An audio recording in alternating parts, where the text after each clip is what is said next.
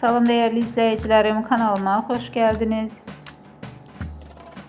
Börü serialının unudulmaz sahnelerinin arkasında neler baş verdiğini görmeye hazırsınız. Bu videoda Barış Baktaş'ın çekiliş meydanındaki real anlarını, hazırlık prosesini ve kamera arkasındaki eğlenceli mekanları sizlerle bölüşürük.